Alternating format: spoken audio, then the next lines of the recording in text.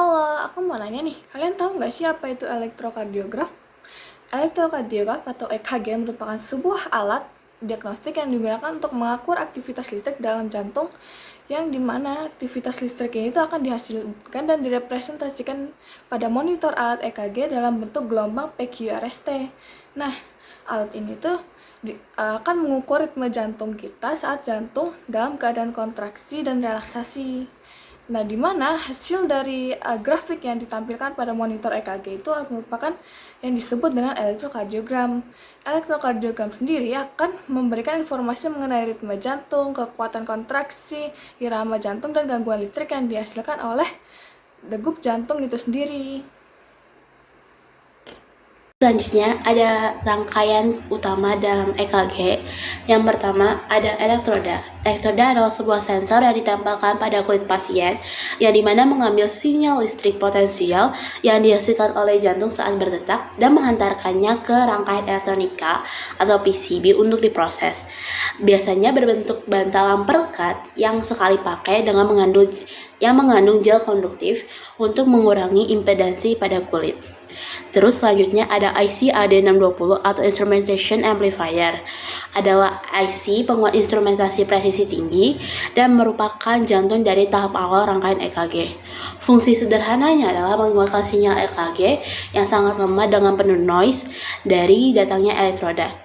Memiliki fungsi fitur utama yaitu Common Mode Rejection Ratio atau CMRR yang sangat tinggi, yang dimana efektif untuk menghilangkan noise atau gangguan yang sama-sama muncul pada semua elektroda. Sementara tetap menguatkan sinyal jantung yang berbeda antar elektroda. Hal ini penting karena sinyal EKG jauh lebih kecil dibandingkan noise lingkungan.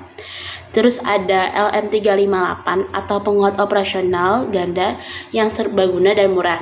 Digunakan pada tahap pemrosesan sinyal EKG yang digunakan untuk filter atau penyaring, di mana membangun filter bandpass untuk meloloskan frekuensi EKG dan memblokir frekuensi di luar itu, atau high pass untuk menghilangkan noise pergeseran garis dasar atau baseline wander. Dan penguatan tahap kedua untuk menguatkan sinyal lebih lanjut dari AD620 sebelum sinyal siap untuk ditampilkan atau digitalisasi. Terus ada juga berbagai komponen lainnya seperti resistor dan kapasitor yang digunakan untuk pengatur atau penguat. Dan yang paling penting adalah membentuk rangkaian filter seperti bandpass filter, notch filter, dan menghilangkan noise frekuensi tertentu, yaitu notch filter pada frekuensi 50 atau 60 Hz dari listrik. Selanjutnya, prosedur kerja rangkaian EKG berbasis AD620. Pertama-tama, kita siapkan semua komponen yang dibutuhkan. Kita menggunakan IC AD620 sebagai instrumentation amplifier, beberapa resistor dan kapasitor, rangkaian filter aktif, op-amp untuk penguat akhir, serta elektroda EKG. Sediakan juga breadboard atau PCB dan power supply. Nah, kemudian kita mulai dengan menempatkan AD620 pada breadboard atau PCB.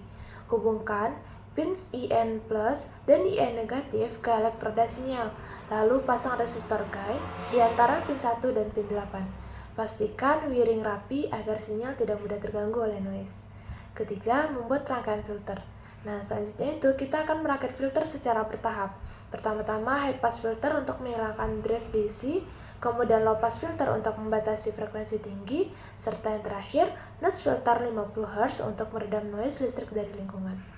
Yang keempat itu ada penguat akhir dan DRL. Nah, tambahkan op-amp penguat akhir untuk memperkuat sinyal agar mudah dibaca. Lalu pasang rangkaian driven lag atau DRL. Rangkaian ini akan berfungsi menurunkan noise common mode dan meningkatkan kualitas sinyal EKG. Yang kelima akan menyambungkan power supply. Setelah semua modul tersusun, sambungan power supply ke setiap bagian rangkaian. Periksa kembali polaritas dan koneksi agar tidak terjadi kerusakan komponen. Yang keenam, pengujian rangkaian. Sebelum digunakan pada tubuh manusia, lakukan pengujian awal dengan osiloskop. Pastikan tiap tahap bekerja dengan benar dan sinyal tidak terpotong ataupun mengalami distorsi. Nah, ketujuh, adanya pengujian dengan elektroda. Nah, jika rangkaian itu sudah dirasa stabil, tempelkan elektroda pada subjek sesuai posisi lead 1. Hubungkan elektroda ke rangkaian dan amati sinyal EKG pada osiloskop ataupun modul akuisisi data. Terakhir, sesuaikan gain dan nilai filter jika sinyal tersebut belum optimal. Setelah sinyal P, kompres GRS, dan sinyal T terlihat jelas, rangkaian EKG berbasis AD620 siap digunakan.